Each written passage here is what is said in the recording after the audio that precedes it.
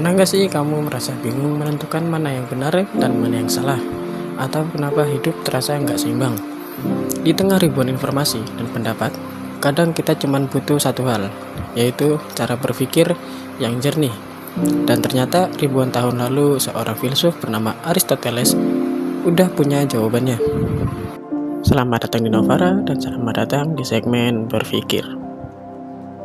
Aristoteles bukan cuma sekedar tokoh sejarah. Dia adalah bapak logika, filsuf kehidupan, dan bisa dibilang juga ahli mencari makna di balik realita.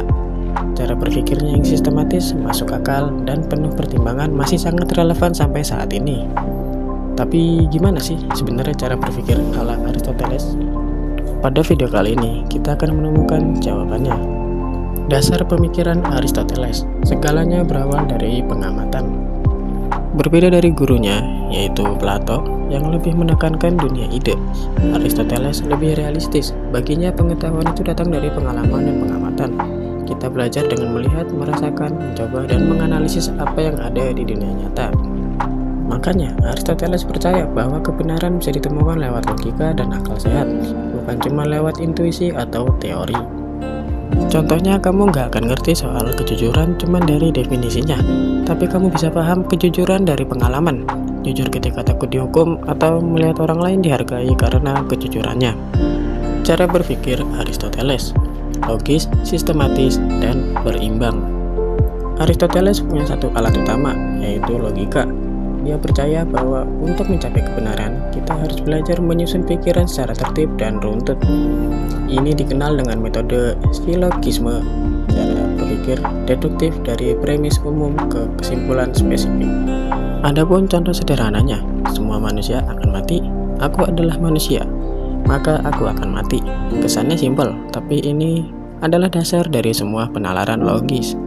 Selain itu, Aristoteles juga memperkenalkan konsep kebijakan tengah, the golden mean. Artinya, hidup itu nggak harus ekstrim.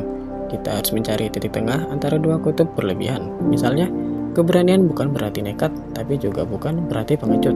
Keberanian adalah keseimbangan antara takut dan terlalu berani. Adapun cara memahami pemikiran Aristoteles secara sederhana. Agar kita bisa memahami cara berpikir Aristoteles, ada 3 langkah utama, yaitu amati kenyataan di sekitarmu. Jangan cuma percaya apa kata orang, rasakan sendiri, dan tanyakan kenapa dan bagaimana. Lalu gunakan logika dalam menilai sesuatu. Jangan lompat ke kesimpulan, telusuri sebab dan akibat. Lalu cari titik tengah dalam hidup. Jangan terlalu keras pada diri sendiri, tapi juga jangan terlalu longgar. Adapun penerapan dalam kehidupan sehari-hari. Sekarang mari kita lihat bagaimana cara berpikir Aristoteles ini bisa diterapkan ke dalam kehidupan nyata.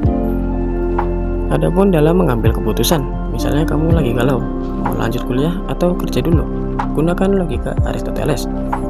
Apa fakta yang kamu tahu? Apa kelebihan dan kekurangan setiap pilihan? Dan apa konsekuensinya? Dengan berpikir sistematis, kamu nggak cuma ikut arus, tapi membuat pilihan yang lebih sadar dan bertanggung jawab. Contohnya dalam bersosialisasi, kadang kita ketemu orang yang terlalu ekstrim, terlalu keras, terlalu santai, dan terlalu emosional. Ingat ajaran Aristoteles soal keseimbangan. Kamu bisa jadi pendamai, bukan lemah, tapi bijak. Dalam memahami diri sendiri, kalau kamu terlalu perfeksionis atau malah terlalu malas, coba tanya ke diri sendiri, apa titik tengah dari semua ini? Aristoteles ngajarin kita bahwa hidup yang baik adalah hidup yang berkebajikan dan seimbang. Aristoteles pernah berkata, kebahagiaan adalah aktivitas jiwa yang selaras dengan kebajikan. Artinya, bahagia itu bukan soal punya segalanya, tapi soal menggunakan akal kita untuk hidup secara bijak dan seimbang.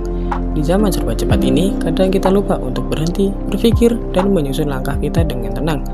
Tapi dengan belajar dari Aristoteles, kita diingatkan bahwa berpikir itu penting. Bahkan bisa jadi satu-satunya jalan agar kita nggak tersesat dalam hidup.